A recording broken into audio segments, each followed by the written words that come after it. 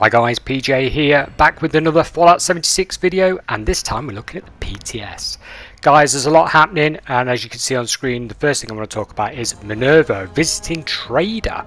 Now, she's going to come once a week, and she's basically going to arrive on the Monday and stay until the Wednesday. So she's only going to be there for a short period of time.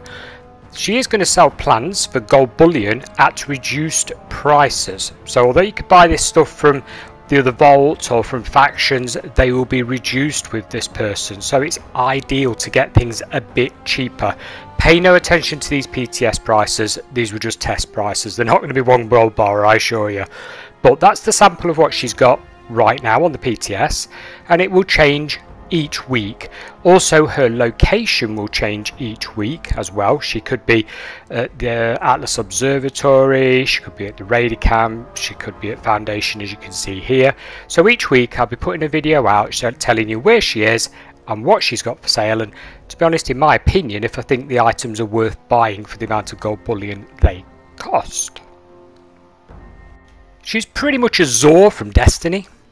Anyway, moving on, we have new weapon attributes. Now, these are quite interesting in what they're doing with the new weapon attributes.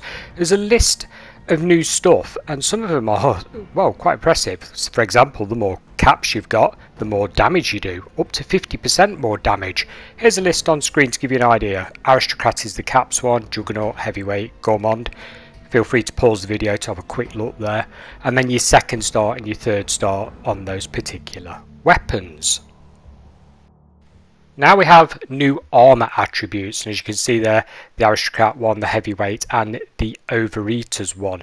Some of these are still a bit work in progress, okay? I mean, the Aristocrats is interesting because 29,000 caps to get the max from that. Yeah, you got something in your vending that's worth a lot. You're going to have a bit of a problem there, let's face it. But here's showing you all the stars of what they can actually get on them, because obviously you can craft your own. We'll take a look at that very shortly, which is pretty damn good. Before you ask, guys, you cannot take a 2-star, for example. Say you've got a handmade and bash damage is your second star, yeah, and you want to roll just that second star, you can't do that. If you re-roll a legendary weapon, you will wipe all of its star ratings and start all over again. So if you've got your bloodied handmade 3-star and one of the stars is bash damage and you want rid of it, no. It will completely wipe that weapon's attributes that I will show you in a minute. And as just been up on screen, you're going to need legendary cores. Now, you farm these from public events, from daily ops, things like that. And each weapon or armor piece that you craft will use more than one of these items, and they're pretty damn hard to get. I've been on the PTS a fair bit and the drop rate is pretty low, so you're not going to be spamming this. You're not going to be making tons and tons of armor and thinking, yeah, I can just do it, because you've got to farm these cores and they are not easy to get. We'll take a little look at the cores in a second. But as mentioned, let's have a look at the crafting side of it for this particular new stuff that they've got going on. So I've got a pre-made character here that Bethesda have given us, and they've given us a load of cores and stuff to craft with, which is really nice, so we didn't have to go and farm them, because I did try and couldn't. So here we're crafting a normal level 45 fat man, not a legendary one, just a bog basic one, yeah. And what we're going to do now is convert it into a legendary fat man. Okay, so pretty good. So there you can convert it to a 1, 2 or 3-star fat man. I'm going to choose the 3-star one, because like I say, this character is loaded up with a lot of stuff. We've got 92 modules there, I mean 97 cores. There you go. Random perks arrive, Assassin's Batman from a normal one. So we've crafted that from scratch. Now let's try a piece of armor. You don't have any say in the attributes, it is completely random when you craft them. I mean, it's a little bit similar to the modules, so you know where I'm coming from with that. You're going to have to sort of roll a lot to get the exact thing you want, and that would be very time consuming to try and get that many cores. But anyway, let's craft a level 50 armor piece here, just a normal one, and then again we'll convert that and see what it ends up being. You can mod these legendary pieces once you've made them, so if you want to put them deep pocketed or whatever, you're still free to do any of that. They just work like any normal legendary item. So here's a 3-star. I'm going to pop that on using 3 legendary cores, 3 legendary modules for this and 1 legendary core. There we go, and Hunter's Combat Armor left leg. It kicks you off the workbench when it's crafted it, so you couldn't craft a load and keep going. You've got to sort of come off and then go back on again. Now we're going to try it with a legendary item. So this is an instigating heated super sledge. So this was legendary already. Yeah, this hasn't been crafted. This is an original 3-star. Not a bad one actually, you know, there is worse out there. So now we're going to craft this one into a 3-star something else. We could have lowered it, we could have gone down to 2-star or 1-star. And it's now a suppressors heated super sledge. So actually, in my opinion, got a downgrade. So let's roll that again, see what it ends up at for a 3rd time. Like I say, this could get rather expensive, especially on the old cores and modules.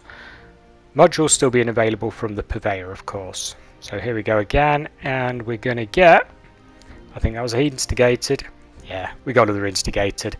But it is completely random. It could have ended up being absolutely anything.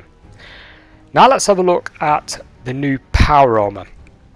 This is a work in progress one, so the graphics for it, the art is not correct. It's a stand-in one. And we've also got the face breaker fist here. This is a reward from playing the game. I won't say much more than that, but as you can see, it's pretty good. I love the name of it, very nice. But I'm not going to cover any of the story quests. I don't want to spoil anything. I'm not going to tell you what happens because it is available in the PTS, but showing this stuff off I don't believe is spoilery. Anyway, I was mentioning the armour and I got sidetracked there. Here's one of the outfits, by the way, that the character's wearing. So this is a Boz outfit. Very nice. Don't think it goes with the chef hat that Bethesda have put on, but still, you know, have to start somewhere. Quite nice. And here's the civvies version. So if we take off the mercenary outfit, put the civvies one on. There you go. Quite like the civvies one. It's actually got a couple of Nuka-Cola badges and stuff on the back of the belt there. Saw it before we spun round. Quite a detailed jacket. You got a badge on the front. It's nice. Like I say, sort of quest related. I'm not going to tell you too much about that.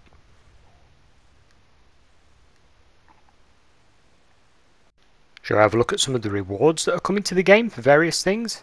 Yeah, fruit bowl guys, some ducks, which is very nice, and that.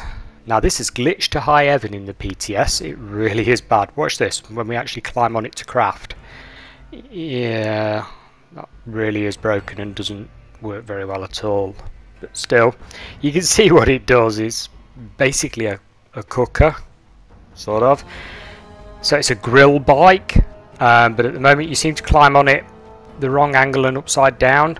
So what I've done, I actually moved it off this platform. It's because I thought, well, maybe the platform's causing the problem. But as you will see when we move it, like I say, this is a Bethesda designed house. They've given it to everybody. It's really nice. Put it on some flat ground, give it another go, and no, we're still doing it completely wrong.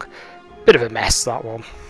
I do like the design of it though. I think it's pretty cool. It's like it's actually on concrete cinder blocks or breeze blocks if you're from the UK like I am, but it's just the bug. I mean, the design's great. It's quite a funny, weird looking thing, but yeah, they need to fix that. It has been reported, so hopefully by the time this, you know, comes to mainstream Fallout, they have fixed it.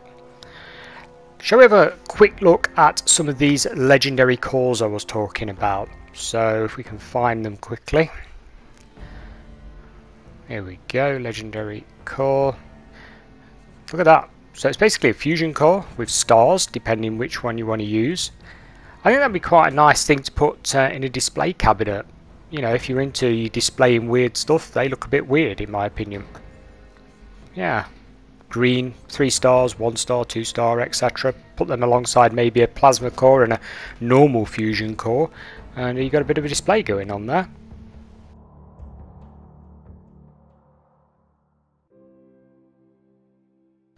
Okay, let's get back to the Hellcat power armor. Now, as I say, the graphics are a work in progress. This is not what it's going to look like at all. But I am going to show you the specs of the Hellcat power armor, which are, well, very comparable to T65. It's going to be a bit of a toss-up which one you want to run. Personally, I normally still run Strangler, but T65 has its bonuses as well, and of course you're going to be able to craft legendary power armor. Now I'm going to cover legendary power armor and all what you can do with it in a separate video, because this video is already dragged on to quite a length. I didn't want to make it, you know, massive sort of thing, so I'll do another one covering the legendary power armor, and I'll probably wait until we get the correct look of this power armor, because at the moment it looks like T51. It's not right. But I did win an interesting item, and I actually won this item from Meat Week, because Meat Week's on the PTS, which is a strange thing, so ignore the vault that I'm currently in, but I won an Aristocrat's T65 left arm from Meat Week. So it does go to show that the drop pool is quite varied, quite large. That was quite impressive. Of course it looks the same as any T65 arm, but hey, you know, could have been any perk. Just quickly before we round this video off, I'm going to go to Regs and have a look at his plans. So what he's got, there's all his Hellcat stuff, there's the prices for it. Calibrated shocks there, 3,000 gold bullion, jetpack 3,000. I normally use the Tesla stuff, so Tesla coils there are also 3,000. Tend to use that rather than the jetpack, but guys, that's what's in the PTS, that's what Regs has got. I'll be signing off for now, but I'll be back to you very soon with that power armor video. Thanks for watching, catch you again next time. Bye for now.